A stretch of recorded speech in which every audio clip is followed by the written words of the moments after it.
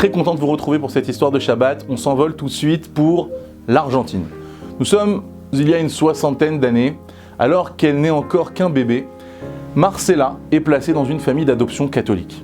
À l'âge de 18 ans, on lui explique que sa mère était juive et qu'elle l'a abandonnée peu après sa naissance. Aujourd'hui, tout ce qui lui reste d'elle est sa carte d'identité, avec son nom, Señora Calypso. Marcela a longtemps recherché sa mère, mais elle n'a jamais pu retrouver sa trace. N'ayant reçu aucune éducation juive, Marcela se marie très jeune avec un non-juif. Mais tout de suite après la naissance de son fils Diego, son mari la renvoie et elle se retrouve seule avec son nouveau-né dans les rues de Buenos Aires, sans le moindre sou en poche. Alors, imaginez-vous un petit peu cette angoisse. Il n'est donc pas étonnant que Diego, à l'âge de 10 ans seulement, soit déjà un voleur habile et expérimenté. Portefeuille, sac, bijoux, rien ne lui résiste.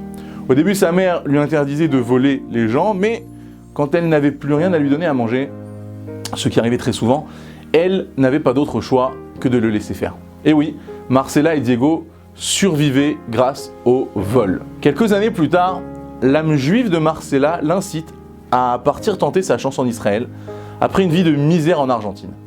Là-bas, elle trouve du travail en tant que femme de ménage, tandis que son fils, après avoir rapidement appris l'hébreu, reprend ses activités malhonnêtes. Pour Diego, âgé maintenant de 19 ans, le vol était devenu une seconde nature, une sorte de jeu palpitant rempli d'adrénaline. Et un soir, il décide de cambrioler une villa dans un quartier riche. Il repère les lieux, il attend que les lumières s'éteignent et il passe à l'action. Mais une fois à l'intérieur, il s'aperçoit vite qu'il n'y a aucun objet de valeur. Pas de coffre-fort, pas d'argent, pas d'objets précieux, rien. Déçu, il s'apprête à quitter la villa lorsqu'il remarque une mallette posée sur le frigo qu'il décide de prendre, histoire de ne pas repartir bredouille.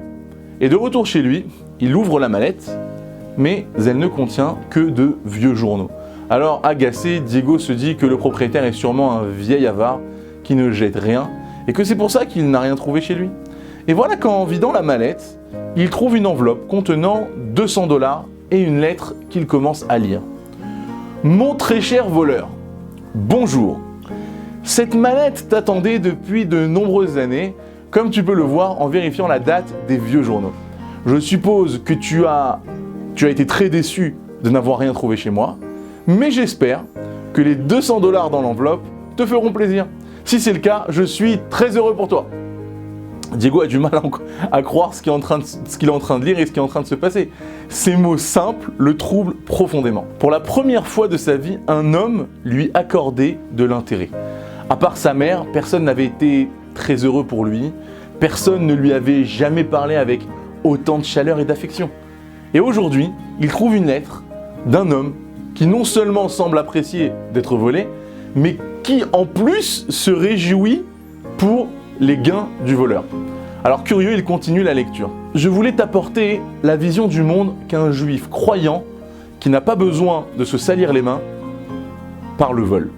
Dieu aime chacune de ses créatures d'un amour infini et chaque jour il prend soin d'elles en subvenant à tous leurs besoins. Sache que ces 200$, tu aurais pu les obtenir honnêtement, car Dieu avait déjà décidé que tu recevrais précisément cette somme aujourd'hui. Depuis que j'ai acheté cette villa, je n'ai jamais installé de système d'alarme, car je sais que quoi qu'il arrive, Dieu me protège et s'occupe de tous mes besoins. Tu es sûrement juif, toi aussi, et si tu le souhaites, je suis prêt à te rencontrer pour t'en dire plus.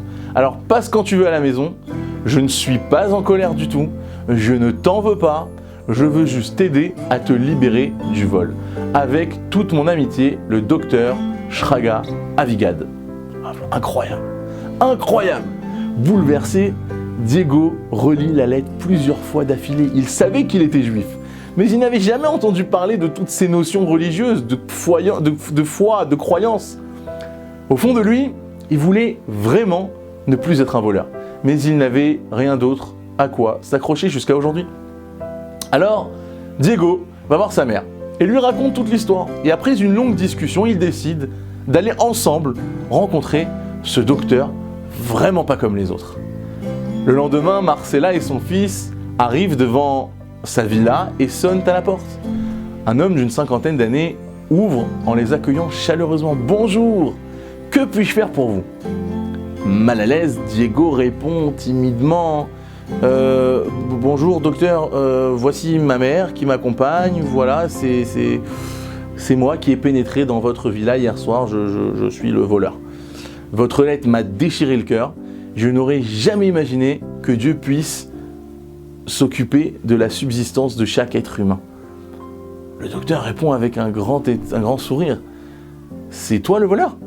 Mais tu ne peux pas t'imaginer à quel point je suis heureux de te rencontrer. Mais venez, entrez tous les deux, vous êtes les bienvenus chez moi. » Et le cœur brisé, Diego raconte son histoire. Comment il est devenu un voleur depuis son plus jeune âge, son arrivée en Israël avec sa mère après une vie très difficile en Argentine, jusqu'à la lecture de cette fameuse lettre.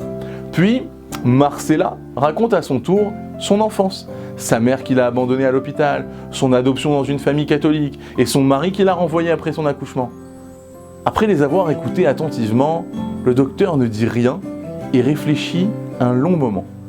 Soudainement, très nerveux, il commence à marcher de long en large dans la maison, dans le salon même. Et tout à coup, il se met à répéter plusieurs fois. « Non, ce n'est pas possible, non, ce n'est pas possible, ce n'est pas possible !»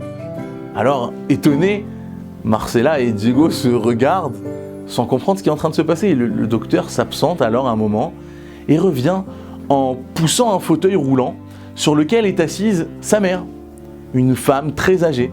Et se tournant vers elle, il lui dit « Maman, quand j'étais petit, tu m'as raconté quelque chose qui t'est arrivé et j'aimerais que Marcela et Diego, qui sont là avec nous, entendent ton histoire. » Sa mère hésite un moment avant de commencer. « Bon, je m'appelle Naomi. Je me suis mariée très jeune, mais je n'arrivais pas à avoir d'enfant. Alors après plusieurs années de pleurs et de prières, je suis enfin tombée enceinte d'une petite fille.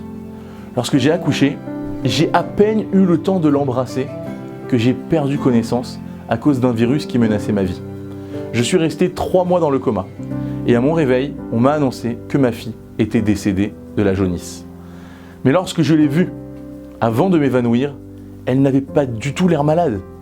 Et jusqu'à aujourd'hui, je suis convaincu que le gouvernement a volé ma fille chérie. » Marcela lui demande alors de quel gouvernement il s'agit.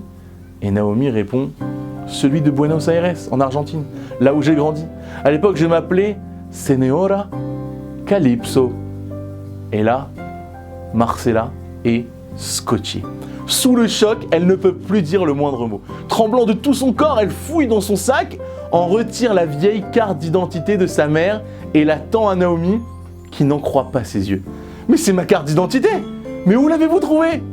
Et d'une voix étranglée par l'émotion, elle lui dit « Je l'ai reçue du bureau social argentin il y a 30 ans, quand j'ai voulu savoir qui était ma mère.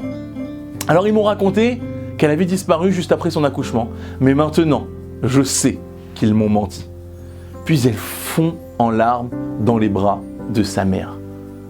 Quelle joie, quelle émotion indescriptible! Marcela avait non seulement retrouvé sa chère maman après des dizaines d'années de recherche et de séparation, mais également un frère, le docteur Avigad, qui était aussi l'oncle de Diego. Tout simplement magistral.